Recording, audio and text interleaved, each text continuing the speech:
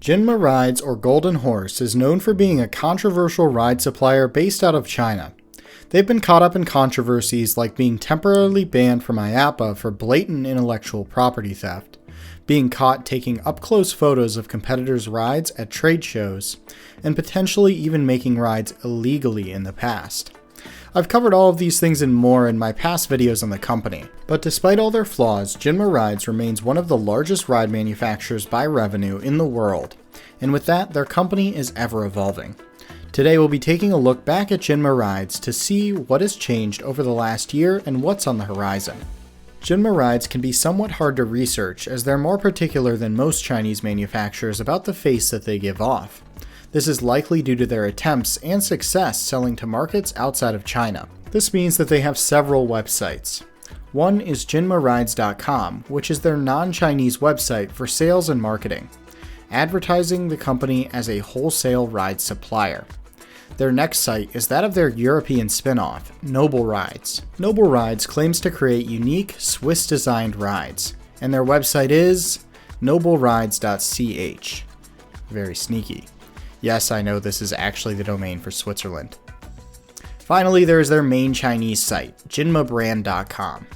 This lists information on products exclusive to the Chinese market, as well as more information on the company itself, as it is a publicly traded company. Here we can learn more about their products, such as how their roller coasters are high-end, intelligent, manufacturer. Oh, but okay, they don't need to tell us that, as the banner on their website clearly shows that their products are so high-end and intelligent that they can become transparent. Okay, but dumb translation problems, again, this is not intended to be an English site, and lack of Photoshop skills aside, there are some interesting things we can learn about Jinma Rides. If you've watched my previous videos on Jinma Rides, you know that Jinma is far and away the largest spinning coaster manufacturer in the world, and it's not even close.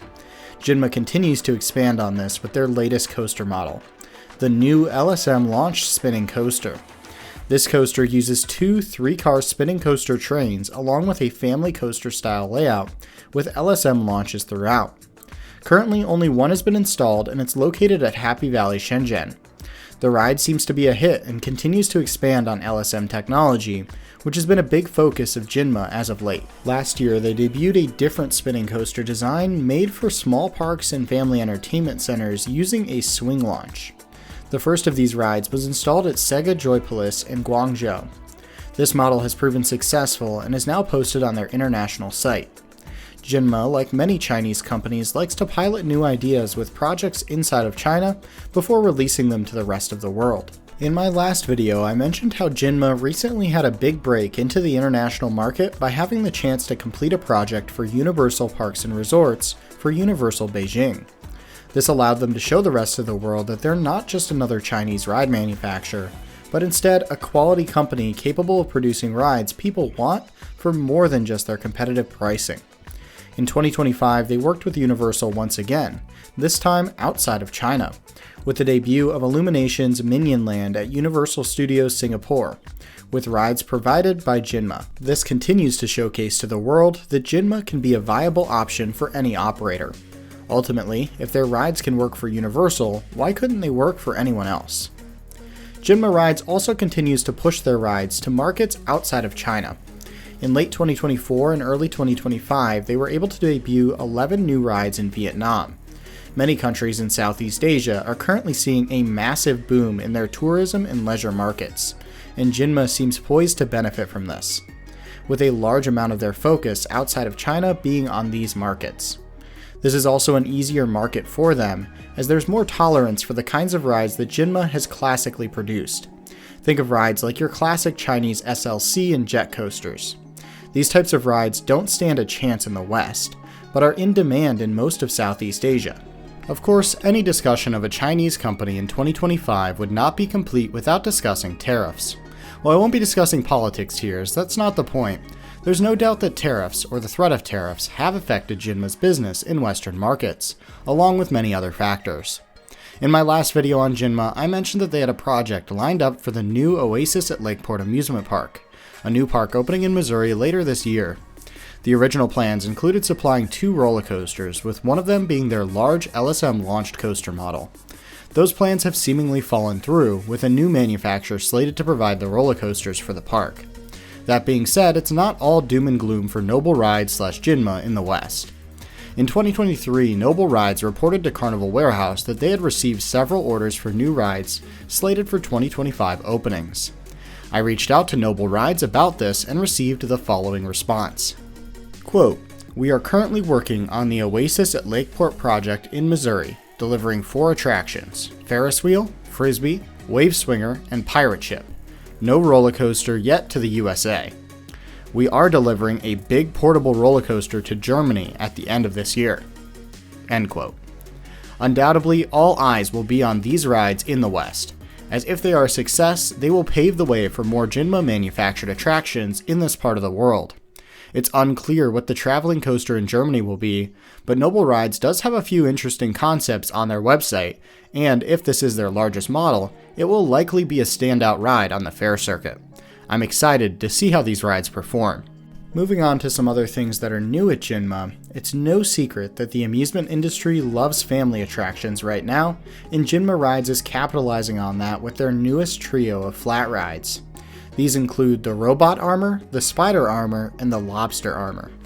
These flat rides were all recently announced around October of 2024, and as of this video's creation have yet to be sold or installed. However, each looks to bring something new to this type of ride, and I could see each one being very popular. The Robot Armor is the tamest of the 3. This is a modern take on a simple children's swing ride. Unlike most swing rides that have to raise their center or lower their floor in order to leave the unloading position, this ride incorporates its robot theming to stand up at the start of the ride cycle. This works by having a hydraulic solenoid at the base of one of the robot's legs extend, pushing the leg forward and making the robot appear to stand up as it raises the seats above the ground. At the end of the gentle ride cycle, the hydraulic is retracted and the seats return to the loading position. The Spider Armor is the ride we know the least about, as no prototype has been unveiled yet. However, the ride looks to be a modern take on the classic monster ride, with lap bar style seats taken directly off the Jinma LSM coaster model. As I was editing this video, Jinma Rides released more information on the Spider Armor, and this ride actually looks to be very different. It features over-the-shoulder harnesses, and the rider vehicles spin in a controlled way around the ends of the arms. The arms can also tilt to nearly 90 degrees, making this a fairly thrilling ride. Finally, there's the Lobster Armor, which is unique enough to warrant its own video, which it will have this summer. The Lobster Armor is the highest thrill ride of the trio, offering inversions combined with centripetal motion, all combined in a package that is engineered with low cost in mind, but done in a smart way. Instead of featuring a raising and lowering floor, this ride raises the arms on the side of the ride at an angle, effectively improving the ride experience while also reducing costs. As stated before, all of these rides are very new, and so it remains to be seen if they will sell, but I personally think they have a good chance at becoming popular rides. It's also interesting to note that all 3 of these rides are capable of being portable. In other flat ride news, Jinma Rides has officially finalized a partnership with the aggressively American manufacturer Wisdom Rides. In this agreement, Wisdom serves as a broker for Jinma and Noble Rides in the US, while Jinma sells some of Wisdom rides such as the Genesis Miami ride and the Y Factor to Asian markets. It's likely that these rides are made in China though, with royalties paid to Wisdom. With all that being said, it's unclear how this partnership will evolve in the current political climate. Jinma Rides continues to look towards expansion in 2025. It's very possible that by this time next year, we'll have an assortment of Jinma manufactured rides operating in the US or other Western countries that we can discuss. If this happens, these rides will play a critical role in determining if Jinma sees more business in the West. If these rides are successful though, they may pave the way for more Western companies to consider working with them. That being said, I would not be surprised if the current political climate causes Jinma's Western expansion dreams to pause, at least for a little while. We'll have to wait and see. That's all I have for my updates on Jinma Rides for 2025. What are your thoughts on this fascinating company, and what Chinese amusement ride companies would you want to see covered next? As always, thanks for watching, and I'll see you next time.